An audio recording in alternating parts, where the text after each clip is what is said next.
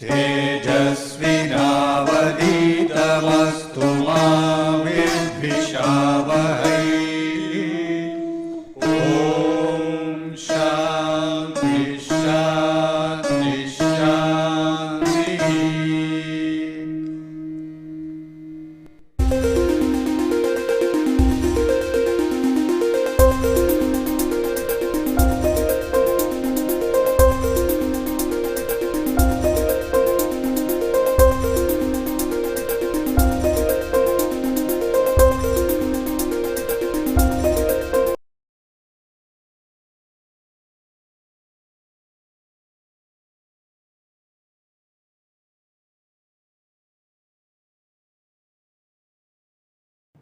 We have been discussing the velocity overshoot effect and the self-aligned Mesfet, that is Saint it is called. Okay. Now, few things I want to remark what we did, just reviewing what we did last time.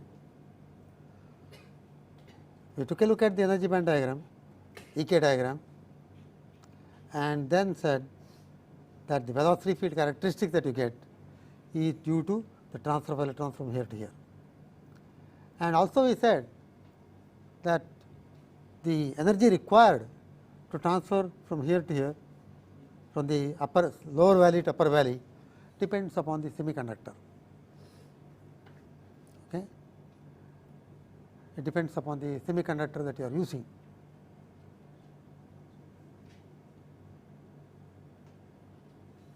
Now, for example, if you take gallium arsenide, okay, the gap between the upper valley and lower valley energy gap is 0.36 electron volts, and this is 1.43.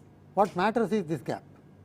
Higher this gap between upper valley and lower valley, more is the energy required to transfer electrons, more will be the electric field. So, the transfer of electrons takes place at higher fields. So, that is seen when you compare gallium arsenide and indium phosphide. Indium phosphide band gap is slightly smaller, but this gap is larger. Okay. In fact, I will just skip one of these. So, as a result, you get the electron velocity, steady state velocity versus electric field in this fashion. You can see that the transfer is at 3 kV per centimeter for gallium arsenide, and from that onwards, the electrons find themselves in the upper valley. More and more go into the upper valley, where the effective mass is larger. So, its velocity falls. So, when the complete transfer takes place, the velocity is governed by the upper valley. Okay. So, now you can see indium phosphide. This makes a lot of difference for the material, the electrical properties of the two materials. Indium phosphide band gap is 1.43, but the delta E gap between the upper valley and lower valley is 0.53 as compared to 0.36 here. So, the transfer takes place at about 10.5 kilovolts per centimeter, transfer from the lower valley to upper valley. That means higher field. You can call this as the electric field corresponding to peak velocity. So, we refer it as E peak or transition electric field, and that is almost about 3 times the field here. And notice also saturation velocity is not much different, nothing much to boast of. You cannot say gallium arsenide has got very much different saturation velocity than silicon, but the point that we have to notice is there is a wide range of electric field over which the fields are high. Okay. So, now what we saw last time was, in addition to this is a steady state effect. In addition to this, we have the transient effect. The transient effect is like that.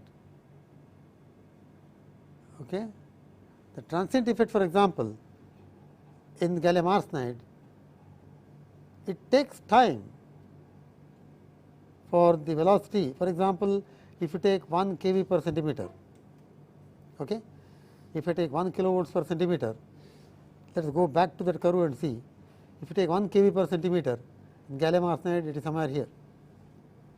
Okay. for electric fields lower than 3 kV per centimeter, electrons are all in the lower valley. So, they never get transferred to the upper valley. So, they do not go through this, they do not enjoy the benefit of going through that peak field, in the sense that put it in personifying the electrons. So, they will just get accelerated to that steady state value, they remain there. If the electric field is, you subject the electric field, or if you subject electrons suddenly to high electric field. Okay. For example, if you subject to 10 kV per centimeter, you can see that is about the saturation velocity, that is more than 1 into 10 to the power 7 centimeter per second. So, if you take a look at the velocity field characteristics, gallium arsenide, if you subject the electron suddenly to the 1 kV per centimeter, they will saturate out into that. So, you can with time. So, that is what you see here. I will go back and forth between these two slides. 1 kV per centimeter, the energy is not sufficient for transferring the electrons from the lower valley to upper valley. So, they will just increase, and after about a picosecond or 2 picoseconds, they will saturate corresponding to that velocity. If you subject it to 5 kV per centimeter, you can go back to that curve and see 5 kV per centimeter is somewhere here. It is more than the energy required to transfer the electrons from the lower valley to upper valley, but it takes finite time for the electrons to transfer from lower valley to upper valley. Okay. So, during that finite time, before it is scattered to the upper valley, it is all the time in the lower valley. So, as a result, just to keep that drawn here, as a result what you have is, what you have in that situation is, whether it is okay, electrons are all the time here.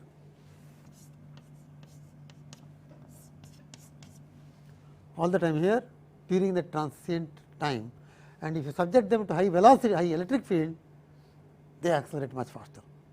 So, they even cross this energy, and during the transient, even in networks you know that you subject to sudden pulse, it gets, there will be overshoot effects will be there. Similarly, you get the overshoot effect because of that. So, that is why if you subject it to 5 kV, it goes up, then ultimately if you wait long enough, it will saturate onto the velocity, steady state velocity governed by the 5 kV. If you subject it to say higher field, suddenly ultimately it will have to go into this velocity. So, you can just see that higher the field, the rate of change of velocity is, or okay, velocity changes very fast, it gets accelerated fast because of the high field, and it reaches even higher velocities, and ultimately goes back to this saturation velocity, and goes quickly to the saturation velocity because it attains that higher energy required quickly, because it rises sharply.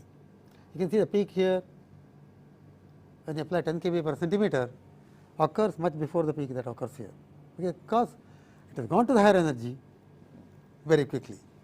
So, this is about the, I have discussed, I am just summing up what we have discussed last time, because some few things I might have left out. So, I just thought to clarify some of them. Now, the same thing if you plot, as actually as the electron is getting accelerated with time, it also moves forward in space. So, in space also same behavior takes place, only instead of x axis being time, it is velocity into time, that is distance.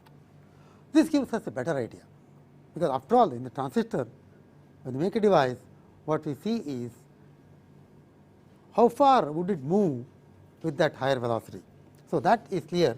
For example, if you take 10 kV per centimeter, if you subject, okay, then it has velocities in excess of 10 to the power 7 per centimeter, say 10 to the power 7 centimeter per second, okay, over a distance up to about 0.5 microns.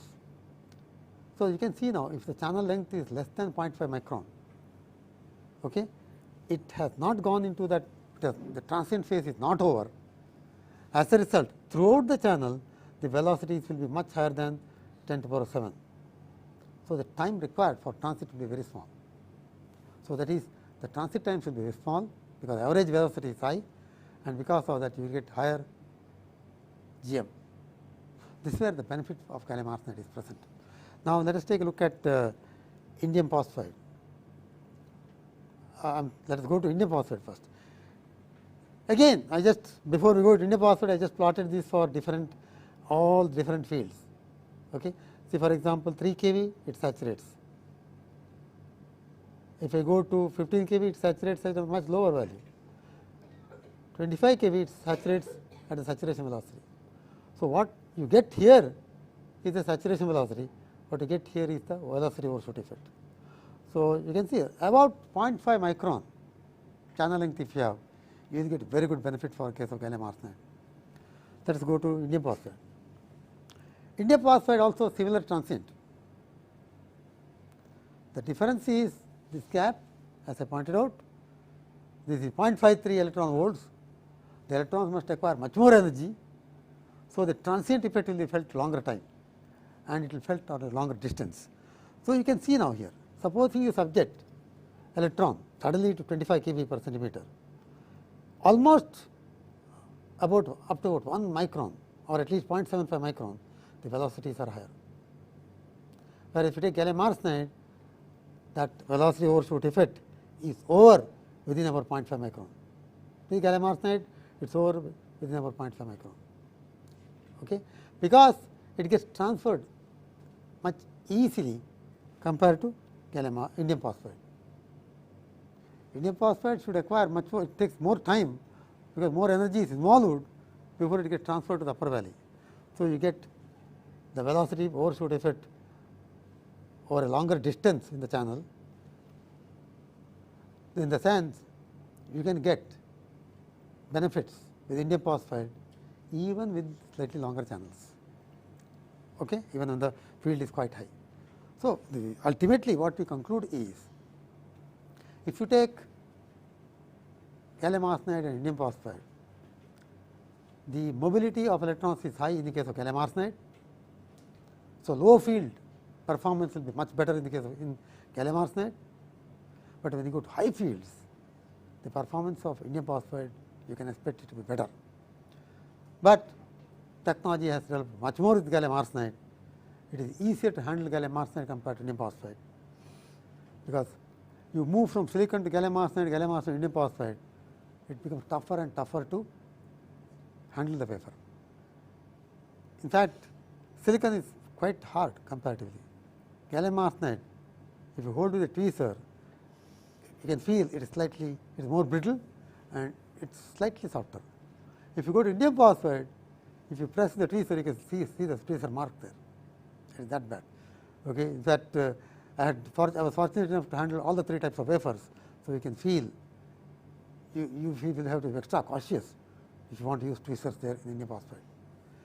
And if you this is the experience that you get with the small cut pieces, but then big wafers, you can see the guy who is holding the indium phosphide wafers will be shivering on his shoes, because that is double or 3 times costlier than that of gallium arsenide. So, that is why indium phosphide you use, but very rarely, but mostly people try to use gallium arsenide. Okay. Now, here also you can see that if I use 10 kV per centimeter, the field 10 kV per centimeter, it is always in lower valley in indium phosphide, because let us go back and see the steady state characteristics. Just remember this, 10 kV per centimeter, that is the peak. Till that peak is there, we have analyzed and seen that the electrons are always in the lower valley. So, if you apply a field suddenly equal to 10 kV per centimeter in the case of indium phosphide, it is never going to go to the upper valley. So, it will go on increasing and it will go to that. It does not experience that transient so much. Okay. So, that is why you see that particular effect there. Now, one thing I just was avoiding all the time is discussing the transient effect in silicon. So, when you say because of the difference in the momentum because as the velocity increases, energy increases and the momentum also will change, the electrons get transferred to the from the lower valley to upper valley in the case of gallium arsenide and indium phosphide, and as a result you get this velocity overshoot effect because of the time difference between the relaxation time of energy and momentum, because momentum difference is so large there from one valley to other valley. So, silicon people started asking questions, don't you see similar effect in silicon? Yes, you will see that. It will not be the transfer from lower valley to upper valley, it is the difference in the relaxation time between the energy and momentum. Okay. It takes a different time to entire thing to stabilize. So, because of that, even in silicon you will see some amount of transient. That is what I projected here. But please note the time frames and also the distances. You do not have to deal with so much of difference in the momentum in silicon. Okay. Here you have to deal with lot of momentum difference. If you talk of silicon, then what you do is, what you have is, you may have a large gap there and you have the small gap here. This is the conduction bandage. Okay. This is the valence bandage. Now, the electrons, they do not get transferred onto that, everything happens within that, this gap is quite a bit. So, here as the electrons acquire the velocity, they also have to move into that position. It has to ultimately, this is a steady state curve. During the velocity energy acquired, it will acquire energy in certain time, but it takes a time for that to relax into this momentum, steady state momentum. So, to put it in the language of physics, the relaxation time between the energy and momentum is slightly different. Because of that, you do see slight overshoot and coming back to that point. It may overshoot that, then come back to this point, because of the difference in the relaxation times between energy and momentum. So, you see, but the momentum difference is not so much as in the case of gallium arsenide, etc. Not that much, it is only within that curve, EK diagram. So, the transient takes place in a very short time. Okay. So, you can see these dependence of average velocity of the electron, these are simulated curves which I am projecting. Okay. 20 kb per centimeter, there is slight overshoot, close to saturation. 5 kb per centimeter, it is much below the saturation velocity. Saturation velocity is 10 to the power 7. It occurs much beyond 20 kb per centimeter or about 30 kb per centimeter. So, when you subject the electron suddenly to 20 kb per centimeter, you have that slight overshoot, but you see it is not much. It is maybe 1.25 into 10 to the power 7 as compared to 3, 4 times 10 to the power 7 in gallium arsenide and indium phosphide. Okay. Plus the entire transient effect is over in a very short distance. You could have sold silicon with this velocity overshoot effect if this are retained for long time, okay, or longer path distance. So, if you multiply this velocity into time and find the distance over which velocity overshoot effect is present in silicon, that is the curve. Notice here, one thing that you notice here is these are 10 to the power minus 13. So, it is less than a picosecond, the entire thing is about half picosecond, whereas in gallium arsenide it was a picosecond or more, and distances in gallium arsenide were 0.5 micron, indium phosphide 1 micron, up to that you have got velocity overshoot effect. In silicon you can see this is micron, 0.07 micron, it is much less than 0.1 micron. So, if you want to get benefit of this velocity overshoot effect with silicon, what is the channel length that you should talk of? Less than 0.1 micron. Okay.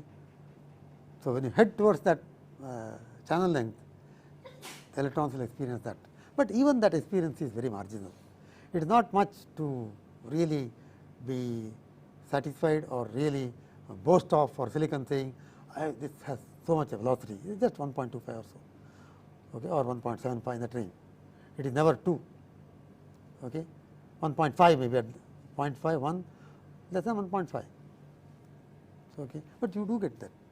So, to be fair for silicon, you get the velocity overshoot effects, but the benefits you will be able to reap only if the channel lengths are very small, of the order of 0.6, 0.5 microns, 0.05 micron, which is tough to achieve. So, now let us go back into what we have been discussing. Ultimately, we said if you have to have the velocity overshoot effects experienced, the electrons must be launched cold into the channel itself, which is short. So, if you are talking of a device like this, I do not go through the process again, because we have gone through the whole thing.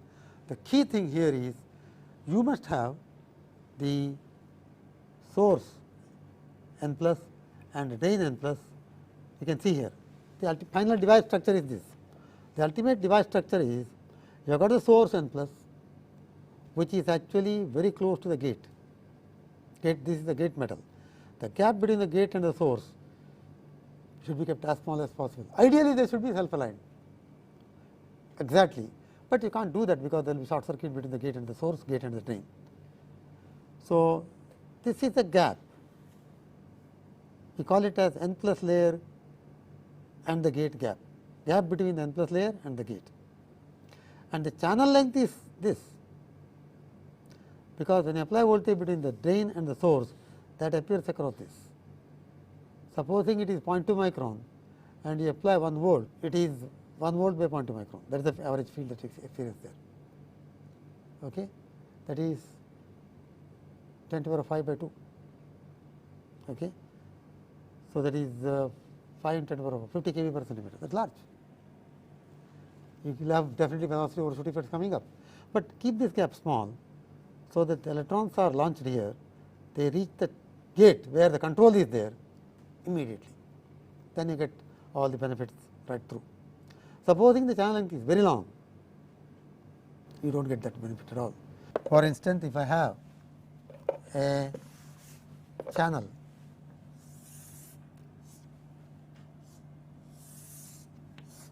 long channel with a gate here, source, drain, gate. The electrons, if the field is high, the electrons actually will acquire velocity versus distance. If you take these electrons will go through. So, most of the channel length, the velocity is saturation velocity. If you are subjected to 20 kV, 30 kV, that is the final velocity. This may be high, but it is over before it reaches the gate. Whereas, if this is short, okay, if this length is short, this comes under that. The overshoot effect is seen under the gate itself. That is actually the real channel where you have you can control everything, current flow, etc. Okay. So, you get the benefits if the channel length is shorter. Okay. You get the benefit of velocity overshoot effect. You also will get the benefit of high mobility when the field is low. Okay. That is, as you vary the electric field, as you vary the drain voltage, electric field varies from low value to high value. When the electric field is low, okay, let me just draw that here side by side.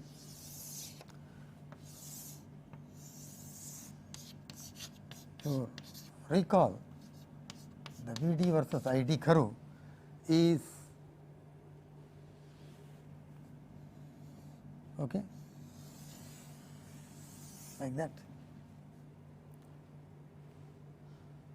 Now, this slope here is determined by the low field mobility, and this slope is actually the on resistance of the device.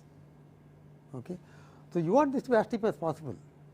From that point of view, you would like to use a device which has got high electron mobility. From that point of view, gallium arsenide scores over indium phosphide because of the high mobility.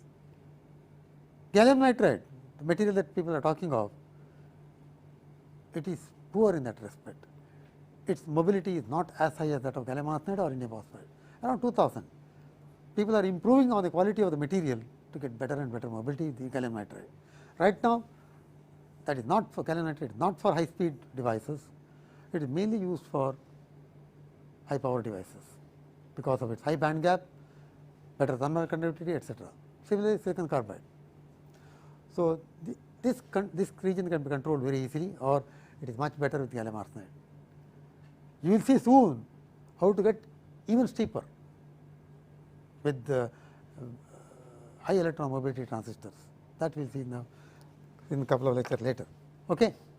So, the key thing here is to have this layer closed. One thing, it reduces the resistance that comes between the gate and this gate and the drain, the ohmic contact. That is one thing. The other thing is the velocity overshoot effects are felt very well. Okay. So, the technology involved is a little bit complicated. Now, let us take a look at what are the, how do these devices perform.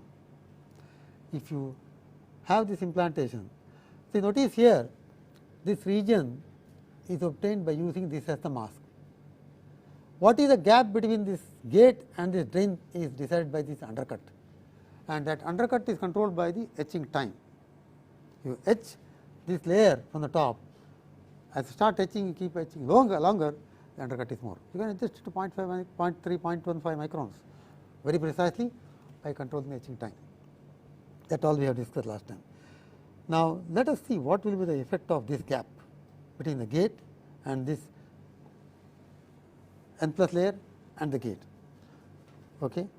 And Lg is the note here, Lg is the gate length, and this between the dotted lines you have got the gap between the gate and the n plus layer. This is some of the results that people have reported way back 20 years back. Okay. Some papers have appeared in which they have made these things, some of these devices, though the perfections came much later. Some of the preliminary results they were reported there. Okay. Here what they are talking of is channel width 10 microns, that is the gate width, very small device, 10 microns gate width, gate length is 1 micron, 10 micron by 1 micron. Okay. And you take for a VDS equal to 1 volt, the root IDS versus Vg minus V threshold voltage, if you plot, they get this sort of characteristic, linear root ID, telling you that is square law, which actually what we showed, even when the velocity saturation effects are there, it gives square law. Okay. So, there are two devices which shown here. One is the Saint, other one is conventional. The difference is only in the n plus implant. Just go back once and see how it will be different. This is the Saint, self-aligned implantation technology for the transistor, n layer implantation technology. So, if you do not do that implantation, put the ohmic contact here and here, same thing kept, without the n plus layer, it is conventional. All processes keeping same, just avoid that n plus layer, it is conventional. The difference is dramatic. See the two slopes, root ID versus Vg minus V threshold. This is steep, you get much higher values of current for the same voltage, and you indicating you that this factor beta is higher in the case of Saint. In fact, this is 1.95 millisiemens per volt, millisiemens milliampere per volt. So, milliampere per volt 1.95 for Saint, and for this it is about 0.56 millisiemens. Ratio of about 3.4, ratio between this transconductance will be about 3.4, tremendous. So, the whole thing is due to two factors. One, because this is actually the effective transconductance that you get, that beta. Okay. So, one reason is, which is everyone is familiar, is the series resistance. See, if you do not have this n plus layer, you get the effect of the thin layer of the channel, which is doped rather lightly, the doping concentration in the channel is decided by other factors like threshold voltage, etc. So, you have the series resistance. The moment series resistance is there, the transconductance is lower, Gm0 by 1 plus Gm0 into Rs. So, that pulls it down. Number 2, the velocity overshoot effect is present in this case in the channel itself, whereas if you do not have the N plus layer, that effect is not felt. So, these two things put together, you have got the better performance. Okay. So, this is the one thing that I wanted to point out.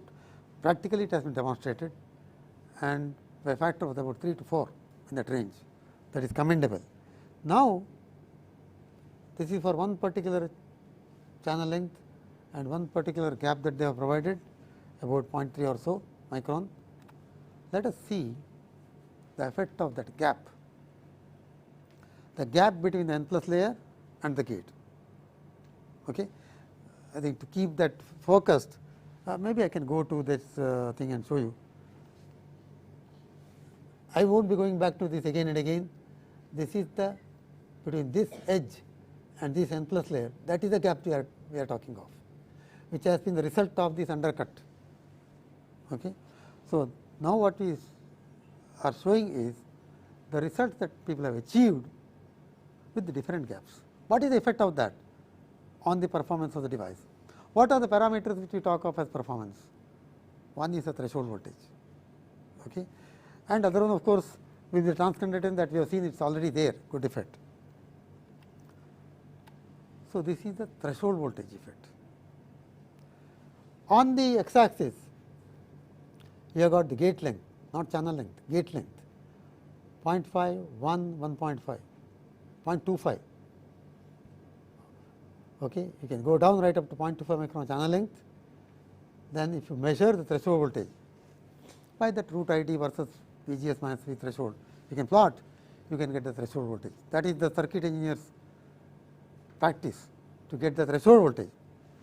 So, when you do that, you get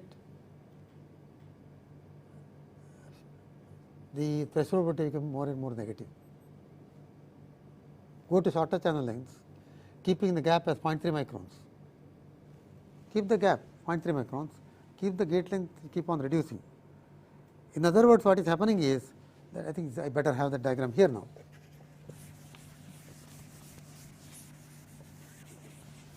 What we do is, because I can point this out better, let me not have the complicated diagram. All that I am telling is N plus layer here,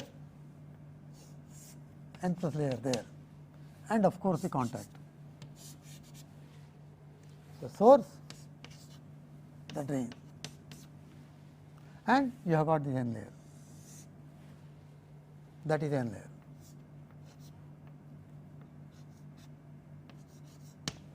And you have got the semi insulating gallium arsenide.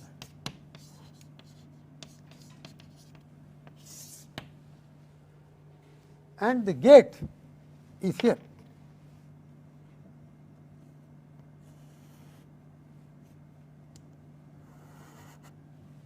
That is the gate. That is the LG gate length, and this is the gap. So, what we do is, one set of experiments, we keep this gap at 0.3 and reduce this gate length, which means when you reduce this, if you keep this gap same, that is reduced. For a given drain to source voltage, the fields are higher. Notice these fields in this direction are higher. If I reduce this distance and also cut this down, keeping the gap same, because the voltage applied between the two, the fields are higher. Okay.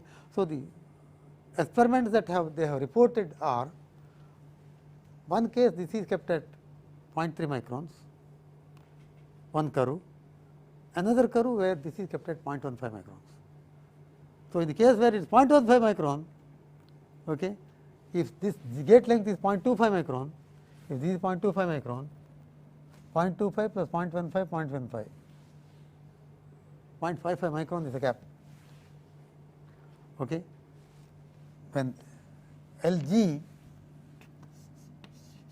is equal to 0.25 micron, you have this total length L will be equal to 0.25 plus 0.3 or 0.25 plus 0.15. So, 0.3 plus 0.25, 0.55. Okay. That is what you get.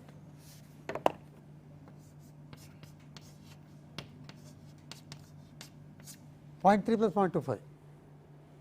Whereas in the other case, in 0.3 plus 0.3, 0.6 microns plus 0.85 micron.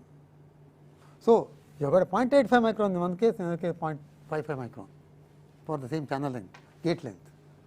So, the fields are much higher when the L is 0.15 micron. Okay. Now, with that background, I just see this particular diagram. Why? What is happening here? What we see is when the channel length is long for a 0.3 micron channel, for a 1.5 gate length, 1.5 plus 0.6, 0.3 on both sides. So, that is actually 2.1 micron. Okay. There you get threshold voltage of about 0, close, slightly more than 0, close to 0. But to keep on reducing the gate length, in other words, you are reducing the channel length itself, you get reduction in the electric field. The threshold voltage shifts negatively. Okay. The effect is worse if you keep the n plus layer gap at 0.15, uncontrollable. See the threshold voltage, what is 0.1, well, close to 0 here. When you reduce this thing to something like 0.25, it is way down there, minus 3 volts, etc., which you cannot tolerate. What could be the reason for this? Okay. There are several reasons. One of the reasons is, if you remember, this layer was implanted through the mask on the top. Okay. The layer was implanted like this.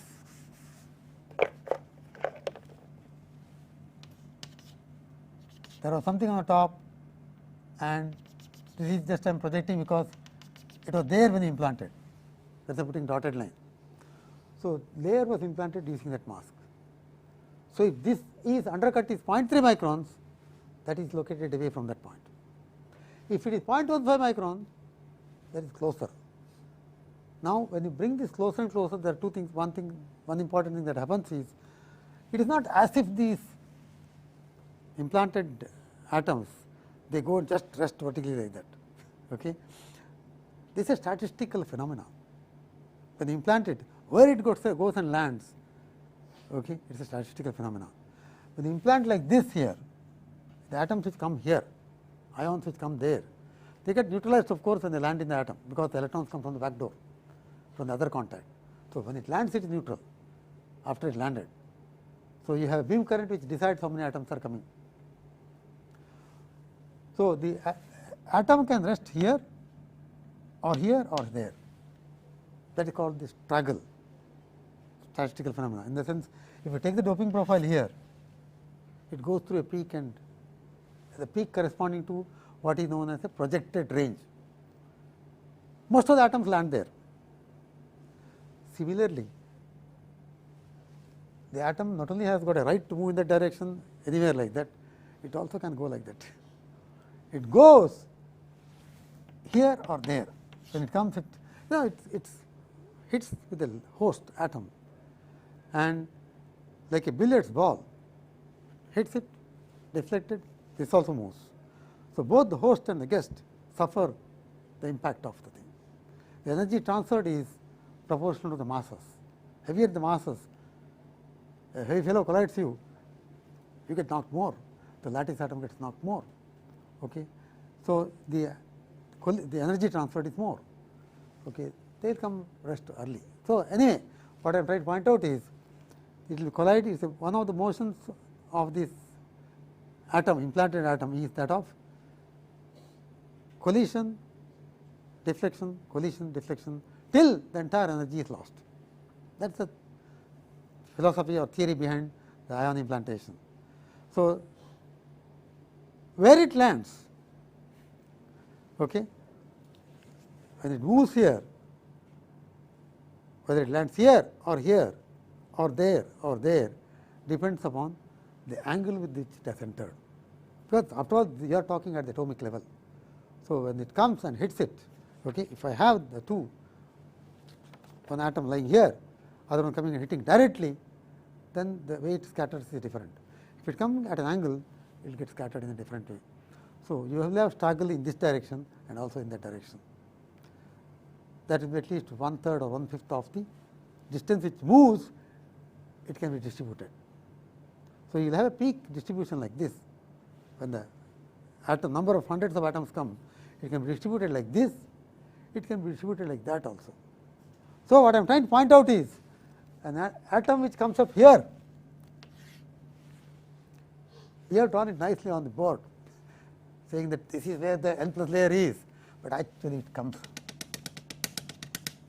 it enters into the channel, it enters here. How much it enters? It will enter even the channel. If you bring this closer and closer, if you reduce the gap, it will enter into the channel also. If it enters both this side and this side, if it enters into the channel, what is the result? Dopants are more, the dopants are more, threshold voltage becomes more and more negative.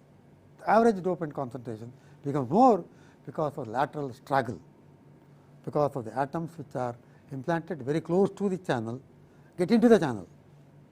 So, that is one of the main reasons why the threshold voltage becomes more negative. So, as a result, the advice that people give is, do not bring it that close. Use Saint, it no longer will be a Saint, okay. It will give you trouble if you place it too close. Okay. So, this gap generally recommended about 0.3 microns is okay. For those energies, about 0.3 micron is all right. Less than that, you will have threshold voltage shifts when you want to have shorter channel lengths. Okay. So, that sort of affects the company. So, that is one thing, but now you can see, you can explain the shift negatively, you can explain by this, because between this curve and this curve,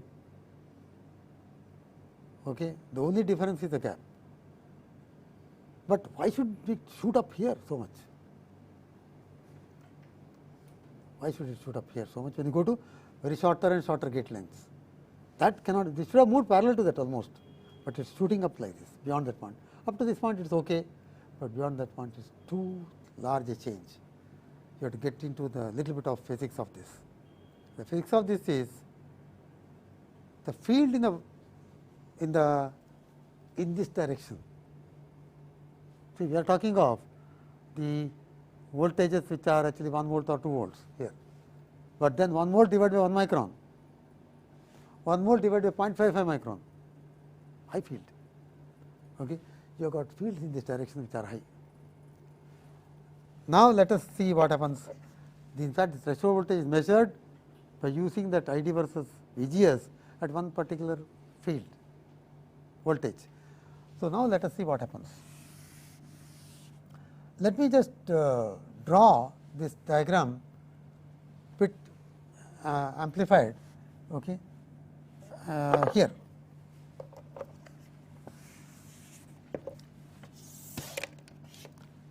Suppose I have a channel like this. I have a channel like this.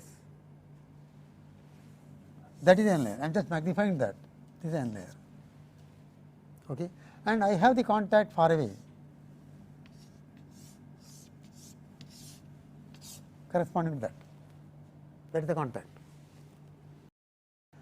Physically, it is not ohmic, but not the metal, but electrically that is the contact. When I apply voltage between these two, and this is the VDS, I am showing only the layer. What is threshold voltage? Threshold voltage is the voltage that you must apply to the gate to close the channel at the source end. If this voltage VDS is not there, okay, we saw reducing this affect the pinch off voltage and the threshold voltage. That is one effect that you see there. Okay. So, you get a thing like this, that way you get, and when you reduce the channel length, the gate length, you get these two merging together, the pinch off voltage changes, threshold voltage becomes negative, that we also saw. Threshold becomes more, I am sorry, pinch off voltage becomes more, as a result you have got more and more threshold voltage. That is seen. That effect should have been same in the case of when it is 0.15 micron or 0.3 micron, that curvature effect. But something more happens. The way you measure the threshold voltage, in fact, you are seeing the threshold voltage with the VDS applied. That is what important for you. When you apply VDS, when can you shut off this device? So, what happens is,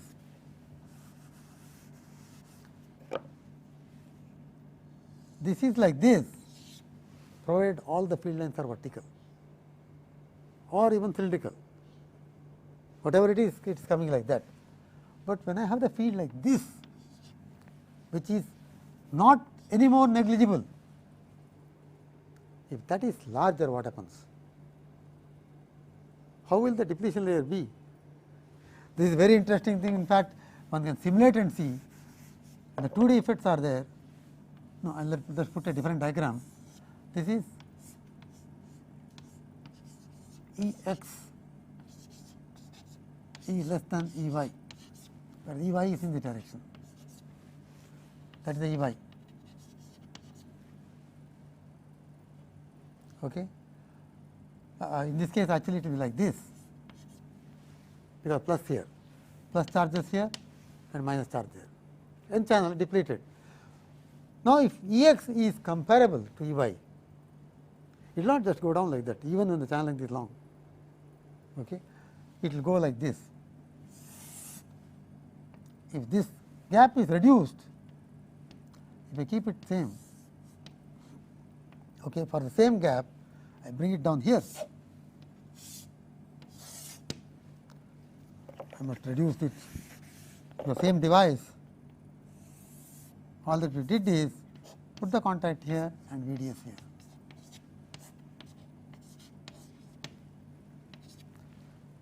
Now, what will happen will be, let me just draw it bit less actually, so that it's what will happen will be, because this field is large compared to this particular field, the depletion layer will not just come down vertically. Even if it is one dimensional, even if it is cylindrical, it will not come like that. The whole thing will get dragged down to the other side. So, what will happen will be, I am going through the whole thing in a qualitative way, because there is no other choice for me other than use some other results. So, this will actually go down, and this is like this. So, instead of being like this, okay, it becomes shifted like this. It does not close here. See, what idea is like this. I have one field line like this, then I will have certain depletion layer width. But if the field line is dragged like this, the depletion layer width will be smaller. Okay. So, instead of coming all the way down, because the field lines are in that direction, pushed in that direction, okay, because of the combined effect of the two, you get whole thing dragged like that. So, result is the depletion layer width, it takes more voltage to close the depletion layer width. You must have higher fields in the direction, so that it becomes close, it is able to close. It is, see, one of the electric fields or volt fields is pushing it down like this, other one is pushing it in different direction, in the 2 dimension. So, as a result, you have got, you require larger field in this direction to close the channel. That is why, when the field in the x direction is larger, in situations where the field in the x direction is larger, you require larger field in the vertical direction. That means larger voltage is to close down. That means larger is the threshold voltage negative. See, if this field is larger, if this voltage is larger negatively in that direction. So, what is the difference between the two cases?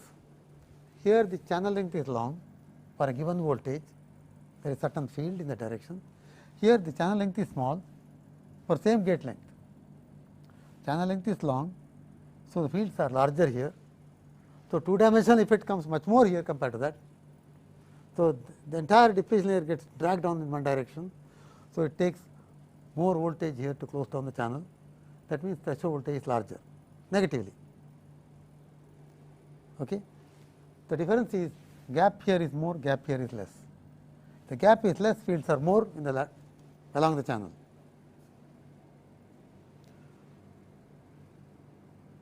So, you can see the impact of that you see more and more as you go into shorter and shorter gate lengths, because when you go down here the gate length and gap becomes more and more comparable. So, channel length is shorter and shorter.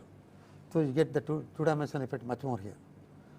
So, in short channel devices there are two things one has to worry about. One is the curvature effect itself increases threshold voltage. Okay. Second one is the two dimensional effect of the electric field also increases threshold voltage. What is the way you can overcome this? I want to reduce the channel length because I want to get the velocity overshoot effect, etc. better and better, but you land up in problem because you have this two dimensional effect coming up. How do you cut down that? The answer is what you have discussed already. How did you cut down? How can you cut down? I will remove this. We said if I have a long channel, even when the drain voltage is not applied, you will get it like this, the depletion layer.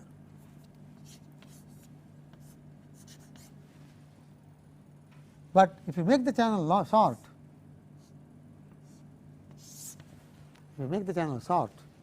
you have seen that for same thickness it will be like that. This threshold will be larger than that we have seen. Okay. How do we avoid that problem? Make the thickness smaller, so that the depletion layer width is small compared to that. Okay. So, this curvature you have a plane parallel portion there. So, you reduce the channel length, channel thickness, okay, and it must be accompanied by the increase in the doping. Now, the two dimensional effect, how do you produce? This you are able to do because you reduce it so that there is a flat portion.